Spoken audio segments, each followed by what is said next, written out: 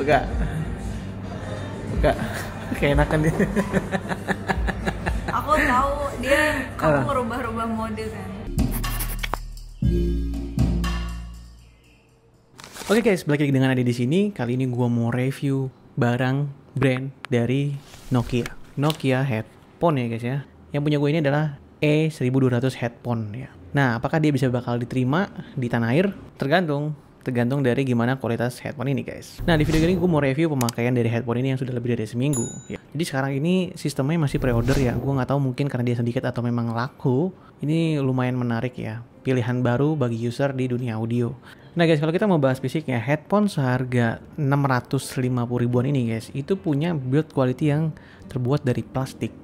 Hampir semua bagian bodinya atau fisiknya itu adalah plastik ya.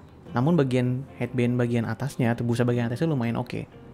Ya, walaupun ini semua bagiannya sintetik ya guys ya. Terus bagian luarnya ini karena gue pilih warna matte black, ini masih ninggalin sidik jari ya. Ini lumayan mengganggu sih kalau tangan kita kotor atau berminyak. Ini bikin kayak nyeplak gitu loh.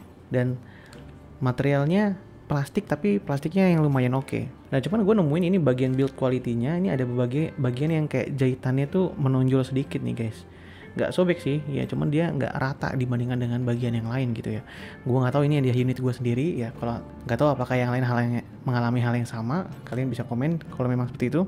Nah terus ini bagian hinge-nya cuman bisa ditarik maksimum sekitar 3 cm atau 2 cm nih guys ya. Menurut gue ini headphone ini lumayan kecil ya guys ya dibandingkan handphone lain yang pada umumnya.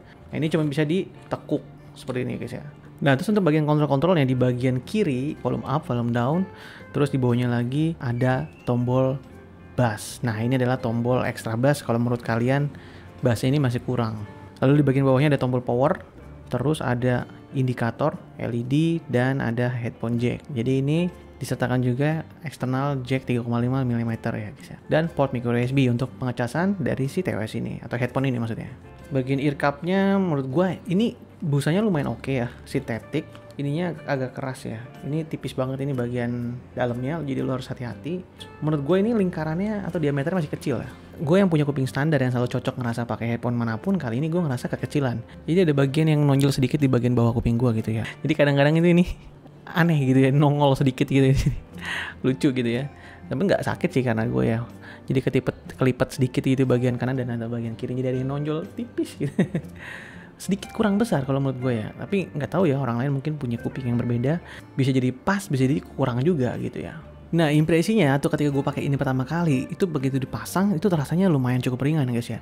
Padnya menekan dalam hal yang menurut gue masih pas. Karena memang ini kecil jadi kita nggak ngerasa begitu berat gitu ya. Kayak TWS yang high end pada umumnya yang men-seal baik ya. Kalau ini seal-nya oke gitu ya. Jadi begitu kita pasang suara sekitar tuh masih kedengaran cukup jelas gitu maksudnya ya. Tapi kalau misalnya ini musiknya kita nyalanin, nah itu mulai terreduce suara di luarnya dan menurut gue ini lo harus mulai hati-hati gitu ya.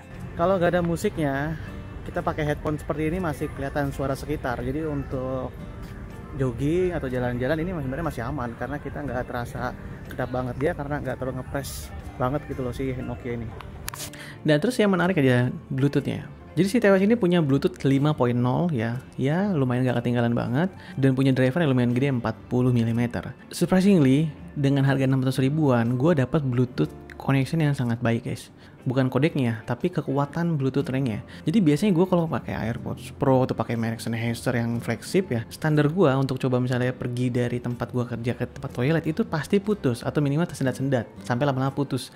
Nah dengan headphone ini dengan standar yang sama harga 600 ribu itu gak putus sama sekali guys. Bahkan gue coba menjauh pun itu masih masih tetap connect ya. Itu sama-sama dengerin di musik streaming gitu ya. Walaupun kalau bicara kita delay ya atau untuk dipakai bermain game ini terasa banget delaynya. Ketika gue tes pakai aplikasi buat delay test, nah ini ada delay sekitar 400 sampai 500 milisecond atau setengah detik ya.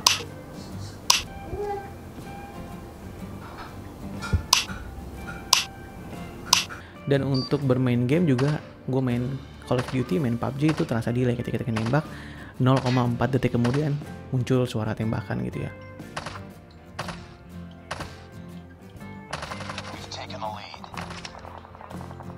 Mungkin ini bukan buat handphone yang suka main gaming secara ekstrim ya, tapi kalau kalian jago main game kayak gue ya ini gak masalah.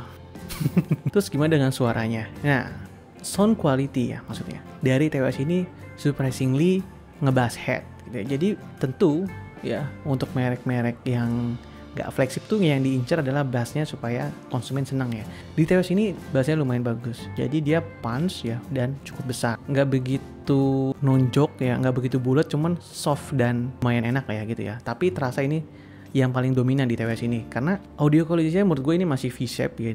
Dan cuman ini treble-nya menurut gue masih sedikit mesh gitu ya. Jadi bassnya memang nggak begitu banget bikin vokal jadi moody gitu, tapi ini terdengar menekan sedikit suara vokalnya gitu maksudnya. Tentu ya ini mungkin pilihan yang baik ya menurut gue pribadi, karena ini mungkin adalah selera banyak orang ya. Di range segala sini itu orang senangnya yang jedak-jeduk gitu ya, ngebass ini denger ini nih. Jadi buat ngedengerin kayak musik akustik masih oke ya. Cuman itu bukan strong point dari si headphone ini ya, karena dia nggak begitu clear tentu. Nah jadi buat kalian yang senang musik-musik kayak hip hop yang jedak-jeduk, nah ini adalah pilihan pas. Apalagi kalau kalian aktifkan bass mode, itu bass langsung boom, powernya lebih besar dan bass terasa lebih menggelegar gitu ya, lebih boom gitu ya, lebih membulat gitu. Walaupun kualitasnya ya bukan yang di kualitas harga di atas sejutaan ya. Jadi menurut gue ini adalah fair ya, to price to performance-nya sesuai gitu lah ya. Nah kita mau coba aktifin bass mode-nya, karena di Nokia ini ada bass mode. Kayak tahu dia ada ekspresi atau enggak, kita coba. Ada lagi ya, kita pengen tahu dia terasa nggak. 1, 2, 3 boom.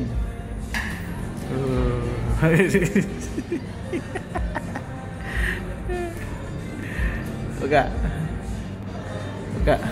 kayak enakan dia. Aku tahu dia kamu ngerubah-rubah mode kan. Dan yang menarik dari kualitas audionya, walaupun volumenya kita besar, itu nggak banyak perubahan distorsi ya, nggak, bahasanya mungkin nggak pecah gitu ya. Jadi meskipun ada sedikit ya, tapi menurut gue ini nggak begitu besar. Jadi tetap enak ketika lu pakai volume yang lumayan gede gitu guys ya. Buat kalian seneng yang judak-juduk banget, mungkin volumenya di to the max gitu ya. Nah yang menarik ya, walaupun seperti gue bilang, untuk comfortness atau kenyamanan gue menggunakan ini, walaupun kuping gue ada nyonggol sedikit, tapi gue pakai selama 4 jam, 6 jam itu nggak pegel dan nggak panas ya. Mungkin karena memang ada udara yang bisa masuk ke dalam gitu ya, jadi gue ngerasanya cukup dingin dan nyaman ya. Walaupun ini gue masih tahu gue masih pakai headphone ya, tapi masih comfortable ya.